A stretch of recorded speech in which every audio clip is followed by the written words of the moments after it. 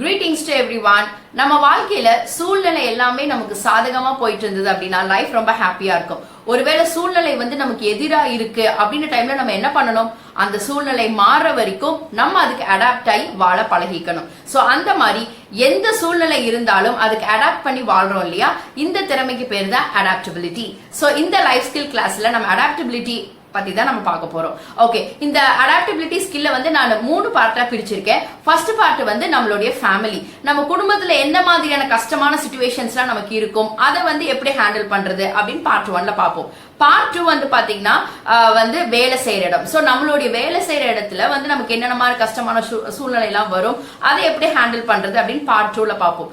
Part 3 பாத்தீங்கன்னா நம்மளுடைய relatives and neighbours, சுருக்கமா சொல்லணும் நம்ம சோசியல் லைஃப். சோ அங்க எந்த மாதிரி சூழ்நிலைகள்லாம் நமக்கு எதிரா திரும்பும், அதை எப்படி ஹேண்டில் பண்ணலாம் அப்படின்னு தான் இந்த அடாப்டபிலிட்டியில நம்ம பார்க்க போறோம். சோ பொதுவாவே அடாப்டபிலிட்டி அப்படின்றது ரொம்ப முக்கியமான ஒரு லைஃப் ஸ்கில்ங்க. இன்னைக்கு நிறைய பேர் அதை அடாப்ட் பண்ணிக்க தெரியாம, வாழக்கூடிய சூழ்நிலையை அடாப்ட் பண்ணிக்க தெரியாம, நிறைய ஒரு வேலையில நிரந்தரமா இல்லாம வேற வேற வேலைக்கு போயிட்டு அவங்களோட கெரியர்ல பாத்தீங்கன்னா ஸ்டாண்ட் பண்ண முடியாம இருப்பாங்க. ஃபேமிலி லைஃபை பேலன்ஸ் பண்ணிக்க தெரியாம இருக்காங்க. சோ இட்ஸ் எல்லாம் வெரி வெரி சிம்பிள். சோ என்னோட எக்ஸ்பீரியன்ஸ்ல நான் கேதர் பண்ண விஷயத்தை தான் நான் இப்போ ஷேர் பண்ண போறேன். இந்த வீடியோல நம்ம ஃபர்ஸ்ட் பார்க்க போறது அடாப்டபிலிட்டி இன் ஃபேமிலி. குடும்பத்துல எந்த மாதிரி சூழ்நிலை எல்லாம் நமக்கு பிரச்சனை உண்டாக்கும், சோ அந்த சூழ்நிலையை நம்ம எப்படி ஹேண்டில் பண்றது அப்படின்னு இந்த வீடியோல பார்க்க போறோம். அப்படி பார்க்கும்போது நிறைய ப்ராப்ளம்ஸ் இருக்குங்க. பட் இருந்தாலும் நான் ரொம்ப முக்கியமான ஒரு 6 விஷயத்தை மட்டும் நான் ஹைலைட் பண்ணலாம்னு பாக்குறேன். Okay fine. சோ அதுல ஃபர்ஸ்ட் பாத்தீங்க அப்படின்னா ஃபினான்ஷியல் கிரைசிஸ். சோ நிதி நெருக்கடி. Okay fine. நம்ம குடும்பத்துல இந்த பினான்சியல் கிரைசிஸ் மேபி கொஞ்ச காலகட்டத்துக்கு நம்மளால சமாளிக்க முடியும். ஆனா நம்ம லைஃப்ல இது திருப்பி திருப்பி நம்ம பண்ணிட்டே இருந்தோம் அப்படின்னா குடும்பத்துல நிம்மதியே இருக்காது. சோ நம்மளால அந்த சூழ்நிலைக்கு அடாப்ட் பண்ணி வாழ முடியாத மாதிரி ஆயிடும். Okay fine. சோ இந்த பினான்சியல் கிரைசிஸ் இதை எப்படி நம்ம பேலன்ஸ் பண்ணணும், இதை எப்படி நம்ம ஹேண்டில் பண்ணணும் அப்படின்னா நான் கத்துக்கிட்டது உங்களுக்கு நான் ஷேர் பண்றேன். ஒரு குடும்பத்துல முதல்ல நம்ம குடும்பத்துடைய வருமானம் என்ன அப்படின்னு பார்த்துட்டு அதுல நான் சொல்ற இந்த மெத்தட் மாதிரி நீங்க உங்களுடைய வருமானத்தை செலவு பண்ணீங்க அப்படின்னா மேக்ஸிமம் இந்த பினான்சியல் கிரைசிஸ் நம்ம ஸ்டாப் பண்ணிடலாம். அது என்ன மெத்தட் அப்படின்னு பாத்தீங்கன்னா NSW மெத்தட். இது நானே கண்டுபிடிச்ச மெத்தட் தாங்க. பிகாஸ் நான் என் லைஃப்ல அப்படிதான் ஃபாலோ பண்ணிட்டு இருக்கேன். சோ N ஸ்டாண்ட்ஸ் ஃபார் நம்மளுடைய நீட். ஓகே, நம்மளுடைய அவசியம். சோ கண்டிப்பா நம்மளுடைய வருமானத்தை நமக்கு என்ன அவசியம், நம்ம குடும்பத்துக்கு என்ன அவசியம் அப்படின்றதுக்கு நம்ம செலவு பண்ணி தான் ஆகணும். ஏன்னா அது அவசியம், அதை நம்ம ஒண்ணுமே பண்ண முடியாது. சோ அதனால ஒரு போர்ஷன் ஆஃப் தி அமௌண்ட்டை நம்மளுடைய அன்றாட அவசியத்துக்கு நம்ம கண்டிப்பா செலவு பண்ணணும். ரெண்டாவது பாத்தீங்கன்னா S stands for savings. Okay, savings அப்படின்னு வரும்போது கண்டிப்பா நம்மளுடைய வருமானத்துல ஒரு போர்ஷன் நம்ம சேவ் பண்ணிட்டோம் அப்படின்னா அது நமக்கு ரொம்ப ஒரு கான்பிடன்ஸ் கொடுக்குங்க. ஒரு ரொம்ப தைரியமா நம்ம ஃபீல் பண்ணும். இன்னைக்கு நிறைய சேவிங் ஸ்கீம்ஸ் எல்லாம் நிறைய இருக்கு. அப்கோர்ஸ் எல்லா ஃபேமிலியுமே சேவிங்ஸ்க்கு ஒரு அமௌண்ட் நம்ம சேவ் பண்ணிட்டு தான் இருக்கும். பட் ரெண்டாவது நம்மளுடைய வருமானத்துல அந்த சேவிங்ஸ்க்கு முக்கியமான ஒரு இடம் கொடுக்கணும். மூணாவது பாத்தீங்க அப்படின்னா வாண்ட், நம்மளுடைய தேவை. நான் முதல்ல சொன்ன மாதிரி நம்மளுடைய நீட் வேற, நம்மளுடைய வாண்ட் வேற, நம்மளுடைய அவசியம் வேற, நம்மளுடைய தேவை வேற. சோ இந்த தேவை அப்படின்றது it divorce from person to person. இது ஒவ்வொருத்தருக்கும் மாறிட்டு இருக்கும். சோ ஒரு தேவை ஒவ்வொருத்தருக்கு ஏற்ற மாதிரி மாறுபடும். சோ உங்களுடைய தேவையாவே இருந்தாலும் அதை பணம் அந்த தேவையை பூர்த்தி பண்றதுக்கு பணத்தை முதல்ல சேர்த்து வச்சுக்கணும். பணத்தை சேர்த்து வச்சுட்டு அதுக்கப்புறமா நம்ம அதை போய் நம்ம வாங்குறோம் அப்படிங்கும் போது நமக்கு என்ன ஆகும்னா இந்த கடன் வாங்கக்கூடிய அவசியம் இருக்காது. ரெண்டாவது நம்ம தேவைக்காக நம்ம பணத்தை சேர்த்தும் போது இன்னும் நம்ம ஆக்டிவா நம்ம ஒர்க் பண்ணுவோம். சோ அதனால நம்ம தேவையுமே நம்ம பூர்த்தி பண்றதுக்கு நம்ம பணத்தை சேர்த்து வச்சுட்டு அதுல இருந்து நம்மளுடைய தேவையை பூர்த்தி பண்ணிட்டோம் அப்படின்னா நமக்கு கடன் வாங்குற தொல்லை இருக்காது. ஃபைன். ரெண்டாவது இந்த தேவைன்னு வரும்போது பாத்தீங்கன்னா ஒரு விஷயம் நல்லா மைண்ட்ல வச்சுக்கோங்க. என் லைஃப்ல நான் ஃபாலோ பண்ற விஷயம் இதுதான். எனக்கு எப்ப தேவையோ, நமக்கு எப்ப தேவையோ அப்பதான் அந்த பொருளை நம்ம வாங்கணும். அது பொருளா இருந்தாலும் சரி, வீடா இருந்தாலும் சரி, இல்ல வேற எந்த விஷயமா இருந்தாலும் சரி, அது நமக்கு தேவை அப்படிங்கும் போது வாங்கக்கூடிய மைண்ட் செட்டுக்கு நம்ம இருந்துட்டோம் அப்படின்னா நம்ம லைஃப் ரொம்ப ஹாப்பியா இருக்கும். அதாவது நம்ம சொந்தக்காரங்க வாங்கிட்டாங்க, பக்கத்து வீட்டுக்காரங்க வாங்கிட்டாங்க, என்னோட சுத்தி இருக்கிற எல்லாருமே அதை வாங்கிட்டாங்க, பட் நானும் அதை வாங்கணும் அப்படின்ற மாதிரி நினைக்காம எனக்கு எப்ப தேவையோ. ஃபார் எக்ஸாம்பிள் உங்களுக்கு புரியுற மாதிரி சொல்லணும், என்னோட எல்லாருமே பாத்தீங்கன்னா ரொம்ப லக்ஸுரி ஏசி கார் வச்சிருக்காங்க. பட் என்கிட்ட கார் கிடையாது, நான் என் பையனை பஸ்ல தான் கூட்டிட்டு போயிட்டு இருக்கேன். அதுல எந்த விதமான ஒரு மன கஷ்டமும் எனக்கு கிடையவே கிடையாது. எனக்கு எப்ப கார் வாங்கணும்னு தோணுதோ அப்ப நான் வாங்கிக்குவேன். அதுக்கான அமௌண்ட்டும் என் கையில ஃபுல்லா சேர்த்துட்டு அதுக்கப்புறம் தான் நான் வாங்குவேனே தவிர அடுத்தவங்களை பார்த்து நான் என்னைக்குமே மைண்ட் டிஸ்டர்ப் ஆகவே மாட்டேன். சோ என்னுடைய லைஃப்ல இப்படிதான் பிராக்டிஸ் பண்ணிட்டு இருக்கேன். சோ இந்த பினான்சியல் கிரைசிஸ் அப்படின்னு வரும்போது நான் சொல்ற மாதிரி நம்மளுடைய இந்த வருமானத்தை இந்த மெத்தட்ல வந்து நீங்க செலவு பண்ணுங்க. உங்களுடைய இப்ப நம்ம நீட், அதுக்கப்புறமா நம்மளுடைய சேவிங்ஸ்ல பிரச்சனை இருக்காது. இந்த வாண்ட், நம்ம தேவை இருக்கு பாத்தீங்களா, இதுக்கு தான் நம்ம கடன் வாங்கி ஓடிக்கிட்டே இருக்கோம். சோ அதனால உங்களுக்கு எப்போ ஒரு பொருள் தேவைன்னு படுதோ அப்ப மட்டும் நீங்க வந்து பணத்தை சேர்த்துட்டு அதுக்கப்புறமா வாங்குங்க. எத்தனை வருஷம் ஆனாலும் பரவாயில்ல. என்ன நம்ம பணத்தை சேர்த்துட்டு வாங்கும் போது பாத்தீங்கன்னா கொஞ்சம் டைம் அதிகமாகும், பரவாயில்ல. பட் ஆனா 2-3 வருஷம் நமக்கு அதிகமானாலும் பரவாயில்ல, நம்ம கடன் இல்லாம ரொம்ப அமைதியா நிம்மதியா வந்து வாழலாம்.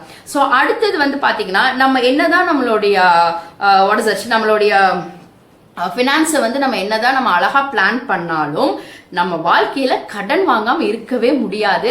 அது தவிர்க்க முடியாத ஒரு சூழ்நிலை.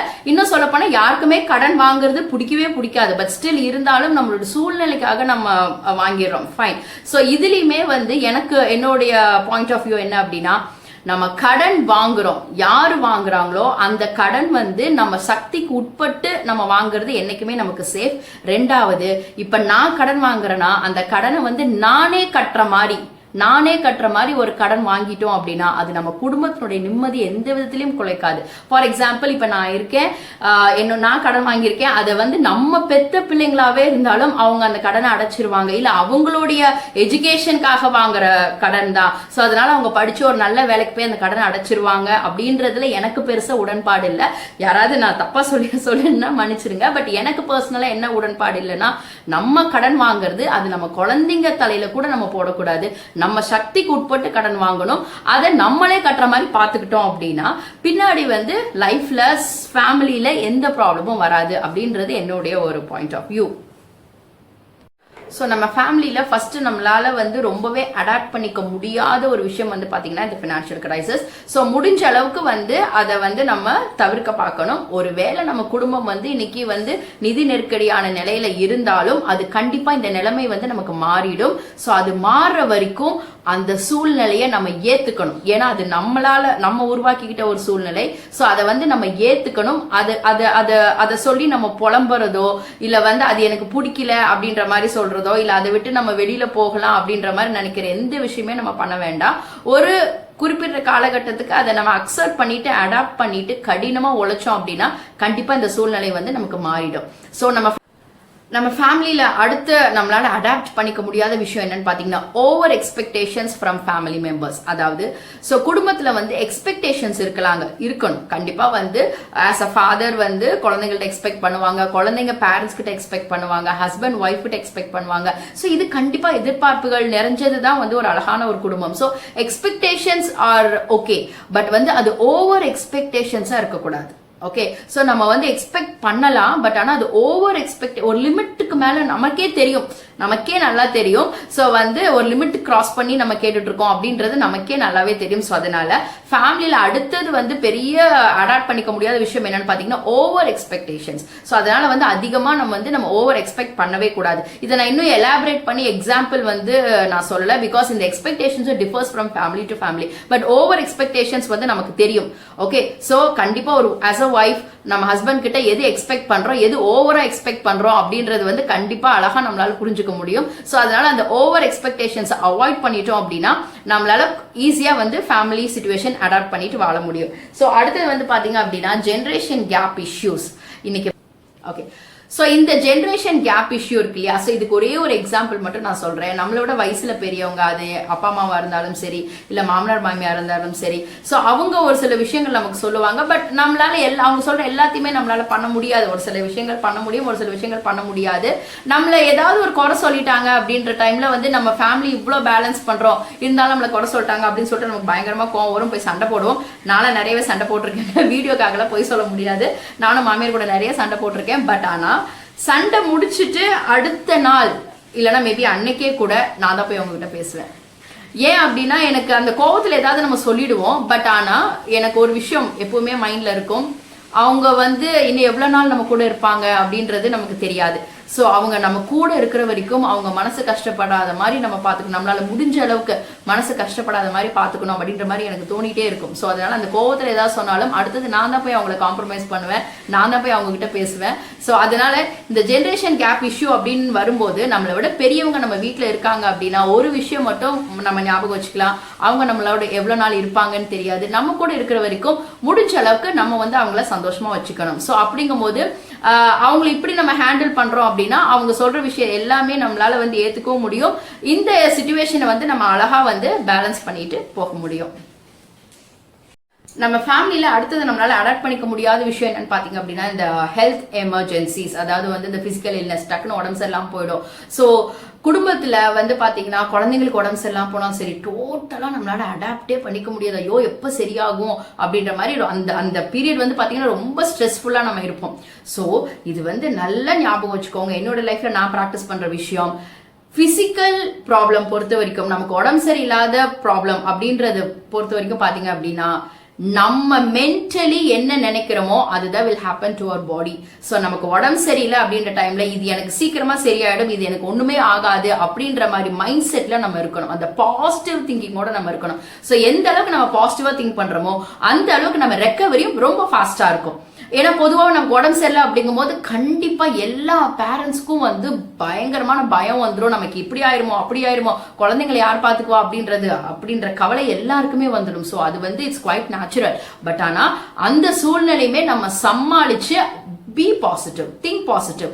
உடம்பு சரியில்லாம இருக்கும்போது அது நமக்கு உடம்பு சரியில்லாம இருந்தாலும் சரி, நம்ம குடும்பத்துல யாருக்கு உடம்பு சரியில்லாலும் சரி, நம்ம பாசிட்டிவா திங்க் பண்ணும்போது அந்த ஒரு விஷயம் கண்டிப்பா வந்து நமக்கு ஒரு பெரிய விஷயமாவே இருக்காது, ரொம்ப சீக்கிரமாவே நமக்கு சரியாயிடும். ஏன்னா எந்த ஒரு பிசிக்கல் இல்னஸ்மே வந்து பாத்தீங்கன்னா லைஃப் லாங் இருக்கவே இருக்காது. எந்த ஒரு கஷ்டமுமே கடவுள் நமக்கு லைஃப் லாங் கொடுக்கவே மாட்டார். அது ஒரு குறிப்பிட்ட பீரியட் தான். ஸோ அந்த பீரியடுக்கு நம்ம எப்படி இருக்கணும், உடம்பு சரியில்லாத பிரச்சனைல எல்லாருமே வந்து திங்க் பாசிட்டிவ், நம்ம பாசிட்டிவா இருக்கும்போது. இதுல I would say best example is my husband. அவர் பயங்கர பாசிட்டிவா இருப்பார். அது எவ்வளோ பெரிய இஷ்யூனால நான் கொஞ்சம் பயங்கரமா புலம்புவேன். ஸோ இது இப்படி அப்படின்னா இந்த ஒரு குவாலிட்டி கூட நான் அவர்கிட்ட இருந்து நிறைய டைம் நான் லேர்ன் பண்ணியிருக்கேன். அது ஒன்றும் இல்லடி, டாக்டர் போனா எல்லாம் சரியாயிடும், it will be all right அப்படின்னு ரொம்ப கேஷுவலா எடுத்துக்குவார். ஸோ அதனால வந்து உடம்பு சரியில்லாத போது we have to think very very positive. The next important situation நம்மளுடைய ஃபேமிலியில நம்மளால அடாப்ட் பண்ணிக்க முடியாத சிச்சுவேஷன் என்ன பாத்தீங்க அப்படின்னா disagreements on decision. சோ குடும்பத்துல ஒரு முக்கியமான முடிவுகள் எடுக்கக்கூடிய சூழ்நிலை எல்லாம் வரும். Okay fine. இப்போ இந்த யார் முடிவு எடுக்க போறா அப்படின்றதே மிகப்பெரிய சர்ச்சைக்குரிய விஷயமா இருக்கும். ஒரு சில ஃபேமிலியில வந்து பாத்தீங்கன்னா ஹஸ்பண்ட் தான் முடிவு எடுப்பாங்க, ஒரு சில ஃபேமிலியில ஒய்ஃப் முடிவு எடுப்பாங்க, ஒரு சில ஃபேமிலியில குழந்தைங்களோட டெசிஷனுக்கு விட்டுருவாங்க. சோ அந்த மாதிரி இருக்கு. பட் ஆனா ஒரு ஹெல்தி ஃபேமிலி அப்படின்னா ஹஸ்பண்ட் ஒய்ஃப் ரெண்டு பேரும், அதாவது ஃபாதர் மதர் ரெண்டு பேரும் சேர்ந்து பேசி ஒரு முடிவு எடுக்கணும். இது ஃபர்ஸ்ட் பாயிண்ட். செகண்ட் பாயிண்ட், ஒருவேளை ஒருத்தர் முடிவுப்படி ஒரு விஷயத்த வந்து பண்ணியாச்சு, அது ஃபாதர் சொல்றதா இருந்தாலும் சரி, மதர் சொல்றதா இருந்தாலும் சரி, ஒருத்தர் சொல்றதை கேட்டு ஒரு விஷயம் பண்ணியாச்சு, அது பாசிட்டிவா முடிஞ்சிருச்சுன்னா ஓகே. ஒருவேளை நெகட்டிவ் ஆயிடுச்சு அப்படின்னா ஒட்டுமொத்த குடும்பமும் அவங்க மேல பிளேம் பண்றது நிறுத்தணும். ஏன்னா இட் இஸ் ஆர் ஃபேமிலி, அவங்க நம்ம அம்மா நம்ம அப்பா, நம்மளுடைய நல்லதுக்காக தான் ஒரு விஷயம் சொல்லியிருப்பாங்க. பட் அது ஏதோ சம் ப்ராப்ளம்னால அது வந்து கொஞ்சம் நெகட்டிவா போயிடுச்சு. ஸோ அப்ப நம்ம என்ன பண்ணணும், நம்ம எல்லாரும் ஃபேமிலி மெம்பர்ஸ் எல்லாரும் ஒன்னா சேர்ந்து நின்று அந்த ப்ராப்ளம்ல இருந்து எப்படி வெளியில வருதுன்னு பார்க்கணுமே தவிர யாரு ஒரு முடிவு எடுத்தாங்களோ டோட்டலா அவங்க மேலேயே வந்து நம்ம குற்றம் சொல்றதை நிறுத்தணும். ஸோ அதனால இந்த டிஸ்அக்ரிமெண்ட்ஸ் ஆன் டெசிஷன், ஒரு குடும்பத்திலிருந்து ஒரு முடிவு எடுத்து நம்ம ஒரு விஷயம் பண்றோம்னா அதுக்கான நல்லது கெட்டது எல்லாமே அந்த குடும்பத்துல இருக்கிற அத்தனை பேரையும் சாரும் அப்படின்ற மைண்ட் செட் இருக்கணும். நம்ம என்ன டெசிஷன் எடுக்கிறோமோ அது மேல நமக்கு டிஸ்அக்ரிமெண்ட்ஸ் வந்துடக்கூடாது, அது மேல நமக்கு அதிருப்தி வந்துடக்கூடாது.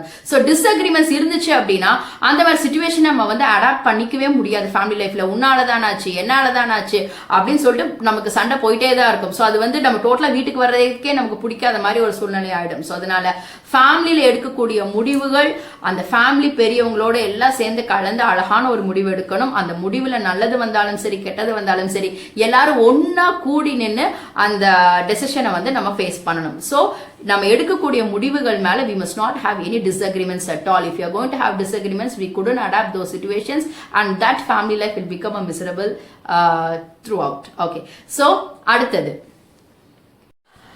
okay, the last situation where we couldn't adapt in a family is called as வந்து பாத்தீங்க அப்படின்னா change in living situations. அதாவது இப்போ நிறைய இந்த டிரான்ஸ்ஃபர் ஓரியன்டட் ஜாப்ஸ்ல இருக்க ஃபேமிலிக்கு எல்லாம் தெரியும், அவங்க ஒரு ஊர்ல போய் அழகா செட் ஆயிருப்பாங்க, பட் அதுக்குள்ள அடுத்த ஊருக்கு வந்து அவங்க டிரான்ஸ்ஃபர் ஆகி போகணும். ஸோ அந்த மாதிரி எல்லாம் இருக்கும். ஸோ இந்த மாதிரி சிச்சுவேஷன்ல இந்த change of people, the change of places, the change of language, அப்புறமா த சேஞ்ச் ஆஃப் லைவ்லிஹுட், இதெல்லாம் மாறிட்டே இருந்துச்சுன்னா நம்மளால அடாப்ட் பண்ணிக்க முடியாது. ஒரு சர்டன் இதுக்கு மேலே என்னடா இது எப்ப பார்த்தாலும் ஊரா போயிட்டு இருக்கோம் அப்படின்ற மாதிரியான ஒரு ஃபீல் வரும். ஸோ இந்த மாதிரி சிச்சுவேஷன் எப்படி ஹேண்டில் பண்ணணும் அப்படின்னா, always we have to expect the unexpected.